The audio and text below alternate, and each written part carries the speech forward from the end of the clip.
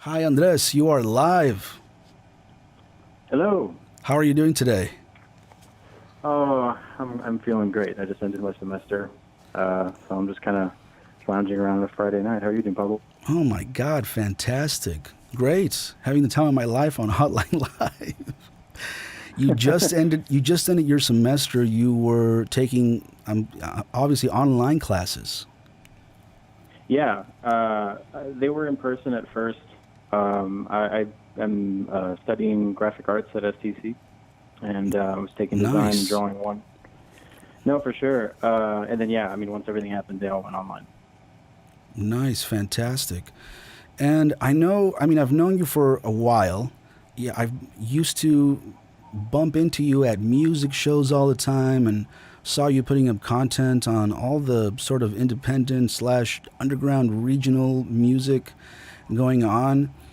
Obviously, all of that has changed now. I mean, there's no shows going on. Obviously, musicians can put out music online. How have you felt, I guess, this, what we can call the scene or just that social network of creative musicians change, I guess, over the past couple of weeks since COVID? Um, I guess it's changed in the sense that most normal operations aren't able to happen anymore. Like folks can't throw shows.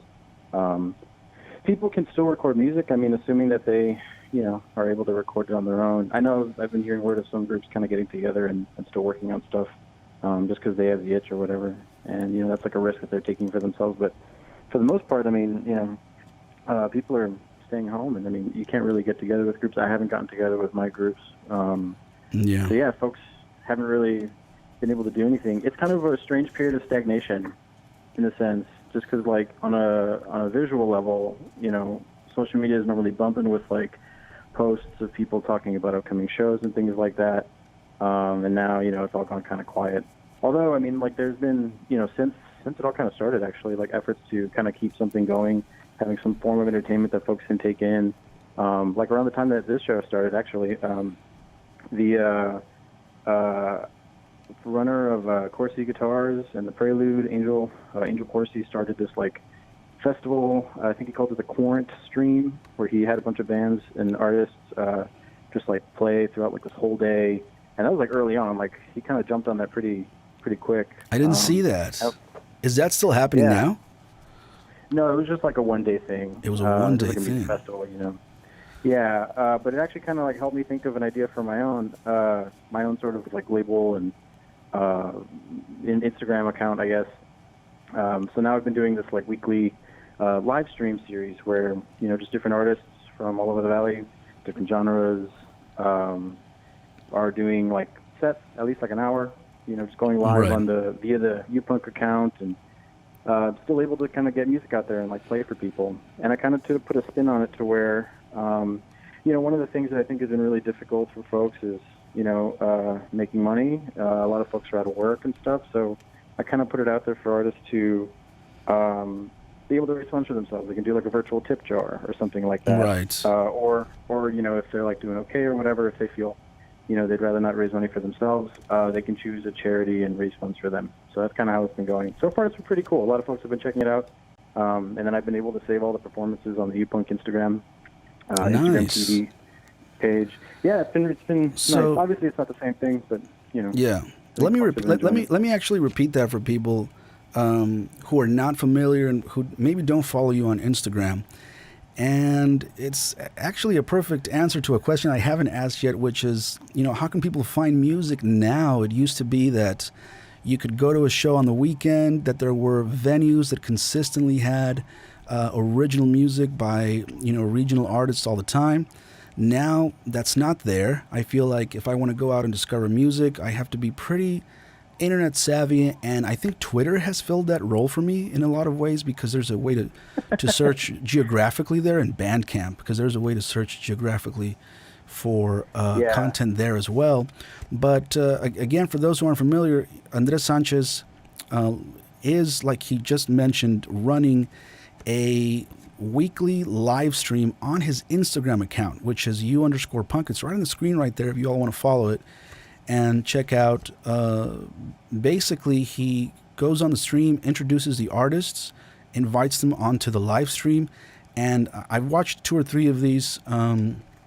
They sort of take over the live stream in their homes or in their practice spaces, and do a set of their music. So I think that's a really cool idea. I wish, I hope more things like that come out where there can be like a consistent music discovery. I guess an online venue that one can consistently go to find original music like that. So I thought that was pretty cool. There's another. Oh, sorry. So just before we move on, tell me a little bit about, or tell us all a little bit about Universal Punk as a record label, and how it got started, and what it's up to now and where it's going, I guess. No problem. I would like to make one point though before I Sure. go into that. There is another live stream series that occurs. Okay. I believe it's on Tuesdays or Wednesdays, something like that. But it's being run by a venue, actually, a house venue that normally hosts shows in San Juan. It's run by some young kids, probably on like the younger leg of people involved in the scene. Okay. But anyway, yeah, it's called Sauce House, and I think that's just the Instagram account, Sauce House. They've been streaming artists that are actually not from the Valley. I think the one they did last week was from Japan, which is kind of sick because like the time difference makes things complicated. But Wow. anyway, yeah, they're also doing that if folks are interested in checking that out. These are originally house shows in San Juan, right? Yeah.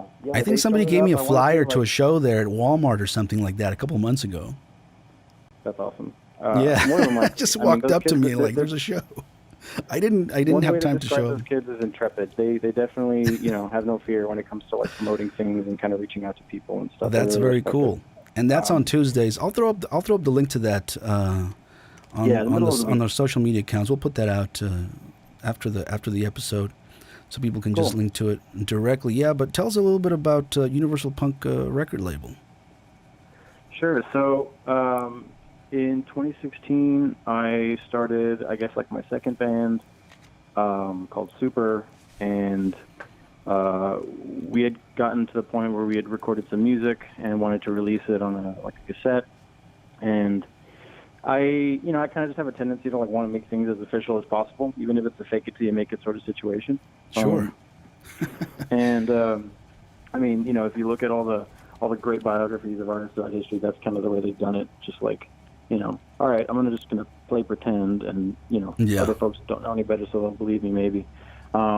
Anyway, so what I did is I created this label. I made a Bandcamp page for it. I made an email for it, and I tried to treat it as like a normal record label. I put out the release. I branded it with our logo and stuff, and made it the sort of like point of contact for people to reach my band. That was how it began. I initially had like really ambitious goals for it. Every idea of mine always kind of starts really, really ridiculously huge, and then always gets whittled down to reality. So I love that.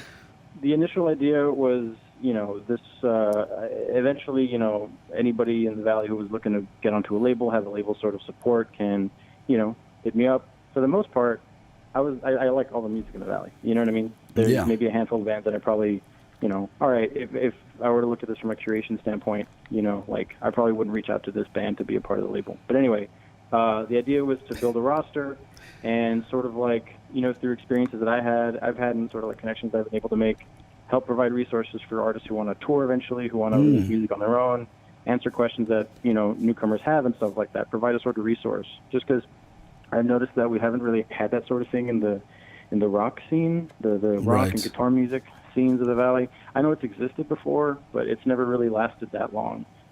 Just because, like you mentioned at the beginning, the scene changes for one reason or another. And I think, thanks to the internet, it's kind of helped things like UPunk, which is short for Universal Punk, stick around in the sense that, you can build a real online canon through social media. You have an account with a feed, and all your posts are there. All the things you've talked about are there. You can communicate with different kinds of artists. And anyway, so that's what I wanted UPunk to be in the beginning. I wanted to publish zines. I wanted to be like release books and have all these cool things happen with it. But at the time that I brought it out, there weren't that many artists who were looking for a label. Folks were releasing stuff on their own for the most part, which is totally okay. Yeah. That's their prerogative, But no one was really looking for that kind of resource. So I was like, okay, well, I'll just leave it, something that'll support my band and my releases. I released a compilation CD of my previous band as well, all our material on there. And so that's basically what the label's been. I actually haven't released music by anybody else. But in the absence of that mechanism, I've also turned it into a sort of like media entity. So I started throwing shows later in 2016, which was actually really scary. I didn't really know what I was doing at first. But my buddy Patrick kind of gave me a lot of, you play enough shows, you think you know how to run them, but that's totally not the case. And Yeah. Patrick gave me a lot of really good advice and encouraged me to throw stuff. He was one of the owners of Vida Cultura at the time, and so I threw a lot of shows there. I tried to offer a certain experience at my shows just because I think that there's a certain norm for Valley shows, kind of falling more in line with the machismo that's kind of like, prevalent, I guess, in our culture and by proxy our scene. Right. And I kind of wanted to provide something, I don't want to use the term safe space, but just a show that folks can go to where they, might feel a little bit more relatable, might feel more related to their surroundings or their peers, I guess. So what you just said right now in terms of creating a safe space, I'm guessing both for artists and for the audience, do you find that is a big or a ubiquitous thread in the music scene all over the Valley, or do you think that that's special maybe to you and to, I know you mentioned Patrick, maybe a few other people in your network of, promoters and labels and so forth? I think it's a pretty universal, not to make a pun, but I think it's a pretty universal idea in that, well, in the sense that, people who like music and people who play music all want to have a good time doing both things. They want to go to a show and be able to, enjoy themselves in all the myriad of ways that can happen, whether that's like standing at a show or moshing at a show.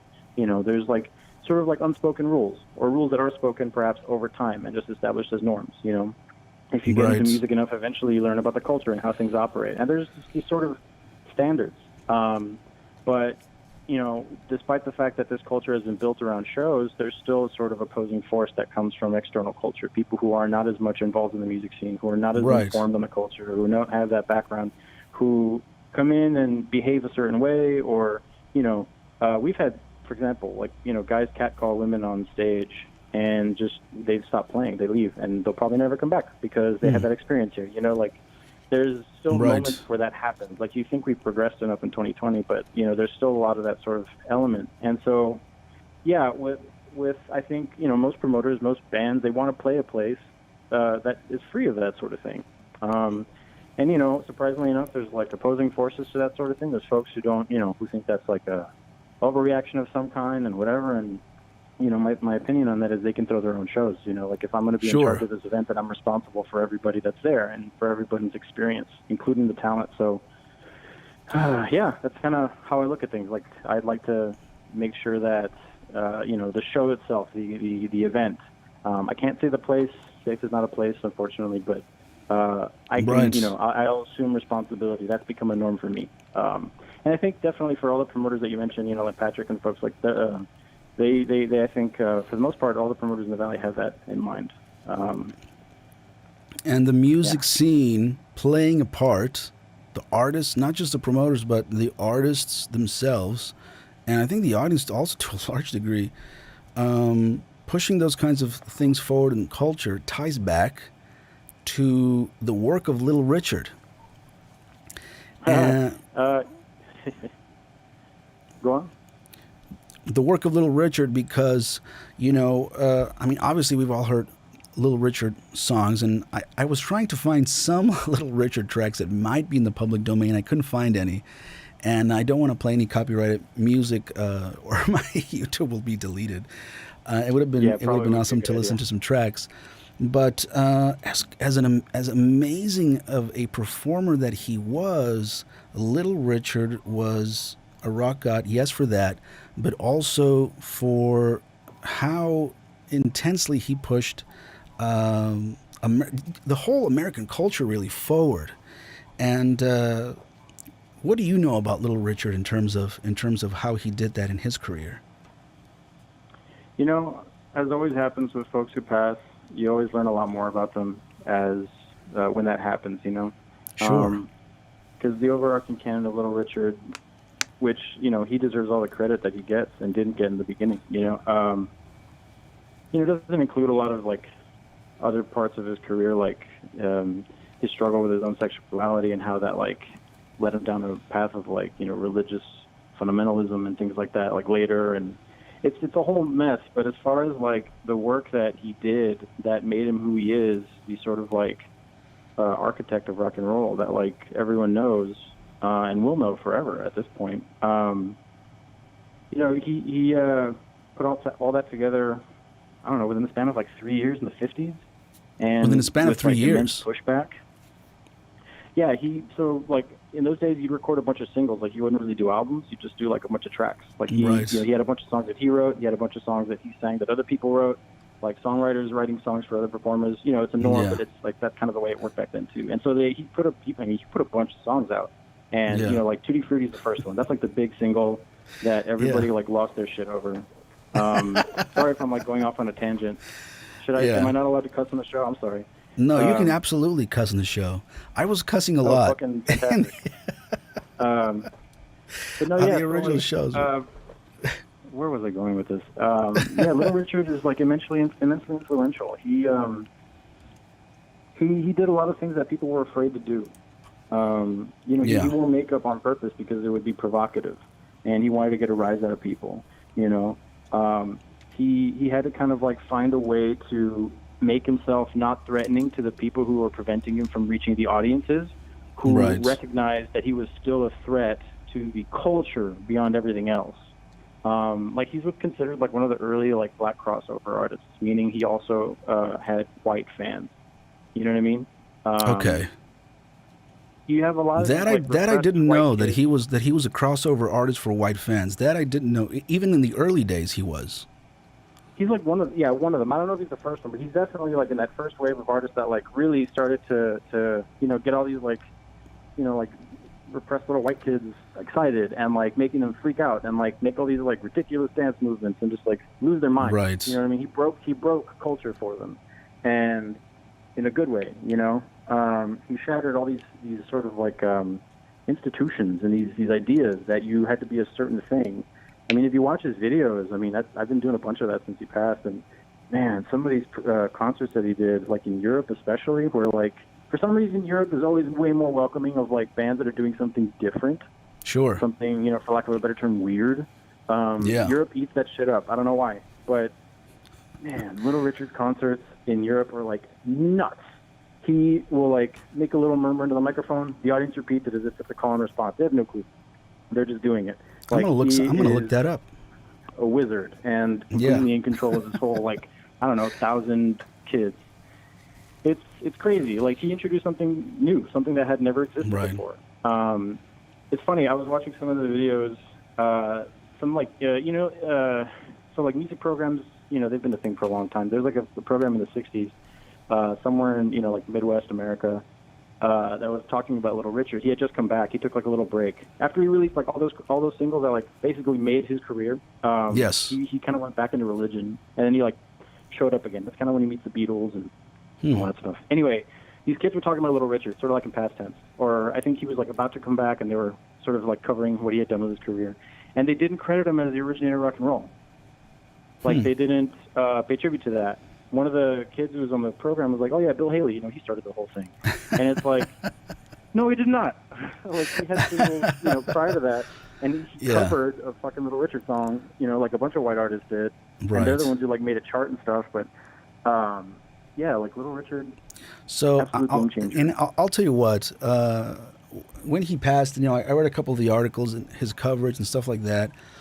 I feel like, other artists, have passed and they garnered a lot of attention. I feel like a lot of people were nonplussed, either by his passing or his career, maybe his music. I think maybe one of the reasons is because, he started so long ago. But I encourage anybody to, and I love that you're saying his concerts are amazing and his performances were amazing. Absolutely, everybody should watch that. But if you go on YouTube and look up some of the interviews that he did, some of the less formal on television. There's actually a lot of interviews on YouTube with him there. his whole personality, his whole way of thinking, his whole way of describing art and music and culture was so forward and progressive and just completely, mind blowing. Even now, Yeah, right? most Even now, definitely. you don't see artists that magically talented. And this was back in the 50s, and putting that into the context is very surprising. So I think Little Richard deserves a lot more credit.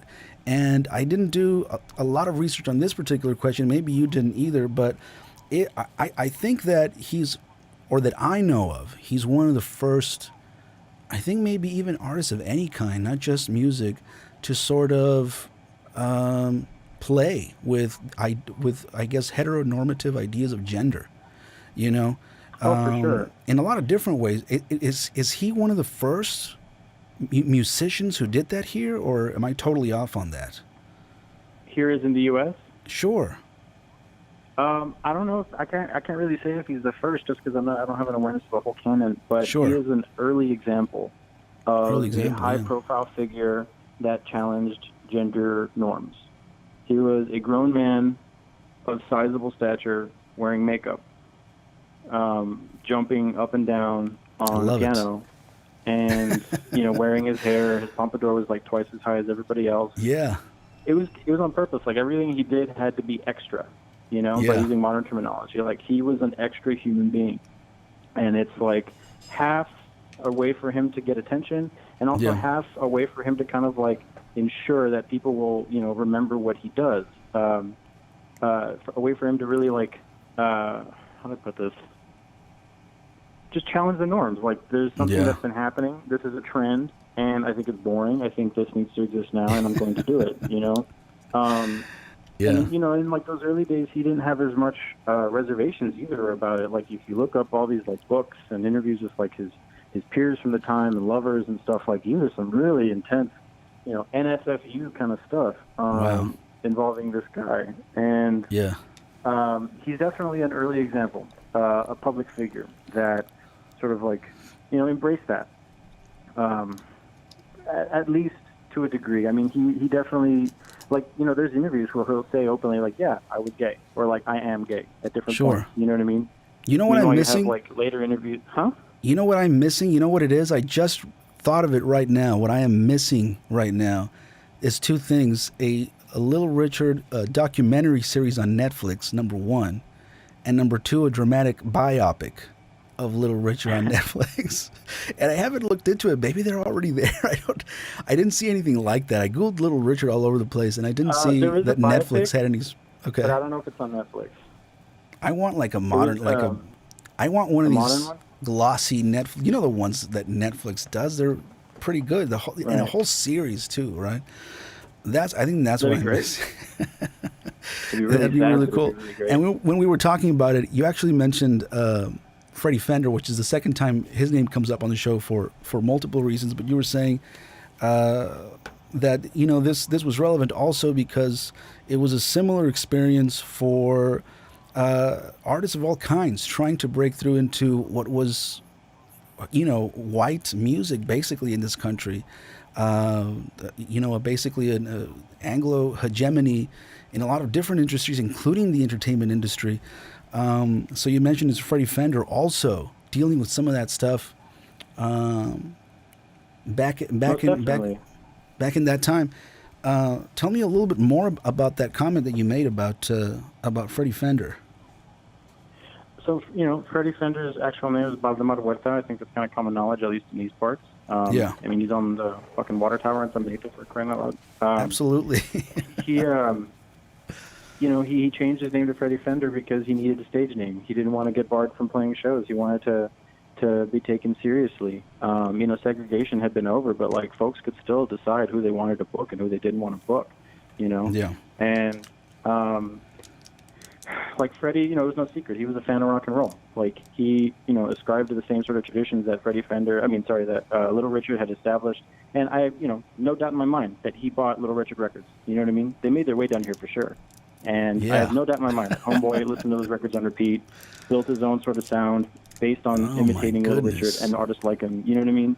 Freddie Fender jamming out to Little Richard. That's cool. That's how it begins, man. It starts with rock, and then he started, writing more emotional songs and landing in, all these huge stardom and balladry and stuff. I mean, the whole career, like it began with like rock and roll, which is pretty cool. And yeah, I mean, that whole thing would not be possible without Little Richard. You mentioned that you were in two bands. Jungle Bodies I know of, and I was a fan of Jungle Bodies, and I listened to that stuff that you put out. And the second one that you mentioned, I don't think I'm as familiar with yet. Can you mention it one more time? Super. Super is a band that started in 2016. Okay. Well, 2015, I guess, but it was just me by myself. Got it. Just like a solo project. And then in 2016, there's a local band that had folded around the, I guess, like summer 2015 or so. And like we all been kind of friends. They're called Japanese to English. And oh, yeah, Japanese to English. Right, yeah, Omar, Joseph, and Francis. And so Joseph and Francis, the bassist and drummer, respectively, of that band, hit me up one day after seeing me do a solo set. I think Francis actually booked me for a show that she was doing to raise funds for some of her students. She's a teacher. Yeah. They kind of hit me up and were like, hey, we see that you are Sam's band. We are Sam's, front person. Yeah. You want to make this work? And then we did, and that's kind of how we got the first EP released. It's a little different. Jungle Bodies is like a very fun, garagey, noisy band. Very kind of like, we have no idea what we're doing, but we're doing it anyway. And then Super's kind of like, I think I know what I'm doing. I'm going to try to do that anyway. That's kind of where that's at, I guess. Wow. That's very cool. And I guess who are some of your influences in the music or in the various musical projects you've been involved with? Who are some of your major influences? Because I've actually never asked you that. We've talked about a lot of different things in music, but I've never asked you your influences, actually. As far as the bands, but like as far as like my musical influences that kind of like inspire me to make music and stuff, I guess number one would probably have to the Ramones. Okay. Very simple rock and roll music, just faster and wilder. And they're one of those bands that kind of like turned an idea that already existed and made it interesting. That's kind of a mechanism that I really appreciate about bands. And so a lot of my influences kind of like do that. Like I'm also a really big fan of this band called Wire, which I guess is considered an art punk band from the UK. They started around the same time as the Ramones, but their, approach was very like, they were really close to where punk began, and they were around when it died, a year or two later or whatever. And so they made, what is, I guess, considered a type of post-punk, you know what I mean? Like a newer idea, a newer approach to that. I really like that band. They always do something different. They're still releasing music, actually. Absolutely. We mentioned the weekend series that you are doing. I'll mention it again. It's a live stream every Saturday. What time on Saturdays on Instagram? 7 p.m. 7 p.m. Central Standard Time.